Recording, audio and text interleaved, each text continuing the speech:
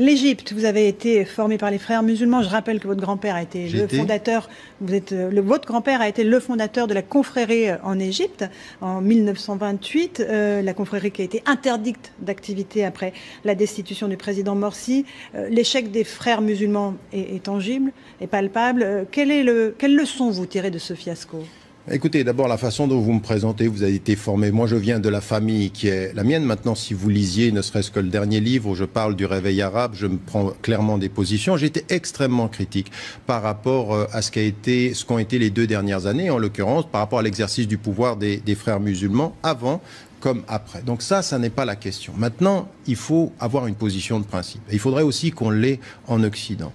Il y a eu d'énormes erreurs dans l'exercice du pouvoir des frères musulmans. Il y a eu le fait de ne pas s'ouvrir, de ne pas s'ouvrir suffisamment à la population et aux différents partis, et d'avoir joué la polarisation, d'ailleurs en l'occurrence avec les laïcs ou sans intégrer suffisamment les coptes.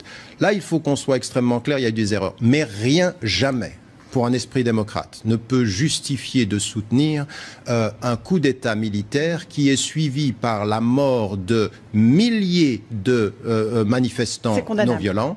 Et en l'occurrence, ce qui est en train de se passer, torture, emprisonnement, voire exécution sommaire, il faut qu'on le condamne. Donc, parler de ceci. Quand on vient vers moi et qu'on me dit est-ce que l'islam est soluble dans la démocratie, je dis si vous regardiez l'histoire et si vous regardiez les sociétés majoritairement musulmanes, que ce soit en Afrique ou que ce soit du Sénégal à l'Indonésie en passant par la Turquie, vous verriez qu'il y a quand même des processus démocratiques. La vraie question, elle n'est pas celle-ci. Vous en appelez à la démocratie, mais la démocratie n'est pas le but des frères musulmans. C'est un moyen d'appliquer la théocratie, puisque leur devise, c'est le Coran et notre Constitution. Non, mais je crois que, bon, là, d'abord, vous simplifiez, et je ne vais pas me faire le partisan de leur thèse, puisque je vous dis que j'en suis le critique.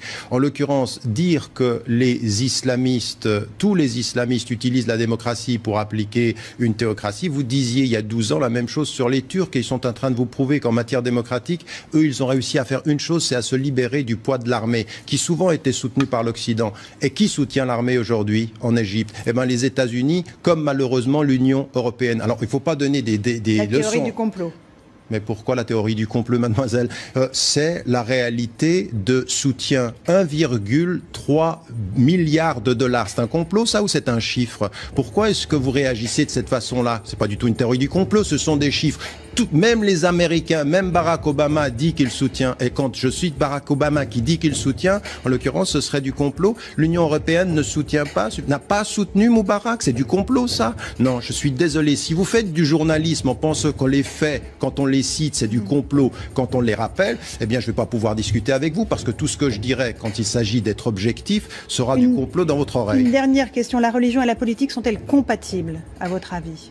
Il ne faut pas les mélanger. J'ai dit dans le dernier livre, et j'ai depuis 20 ans, je le répète, la séparation de l'autorité du religieux et de l'autorité de l'État, elle est et doit être un principe sur lequel il n'y a pas à discuter. Maintenant, le fait qu'il y ait des références et de l'éthique et des références, ça, c'est une question qui existe même dans la société française. La société laïque française, elle est inspirée par une culture chrétienne depuis longtemps. Donc cette idée qu'on aurait une société où tout serait étanche ne veut rien dire. Par contre, tout dogmatisme, toute imposition religieuse qui ne respecterait pas le choix des peuples est une chose qu'il faut absolument condamner et à laquelle il faut s'opposer. Mais ce qu'il faut dire aussi, c'est que de là où nous sommes en tant que citoyens occidentaux, quand les peuples décident démocratiquement d'élire des gens qui n'en font pas toujours plaisir, il faut aussi les respecter, n'est-ce pas? C'est ça la démocratie. Ramadan était notre invité dans